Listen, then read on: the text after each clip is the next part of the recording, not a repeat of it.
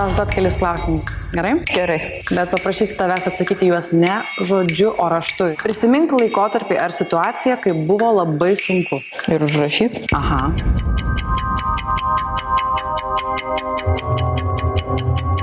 Dabar paprašysiu tavęs šitą lapelį sulankstyti ir įmesti į stiklinį indą. O iš to indo išsitraukti ne savo lapelį. Ir bandysim skaityti atsakymus. Sunku buvo, kai iš pradinės klasės perėjau į vidurinę. Kai klasiokai šaipėsi iš mano kūno. Kaip tu tuo metu jauteisi?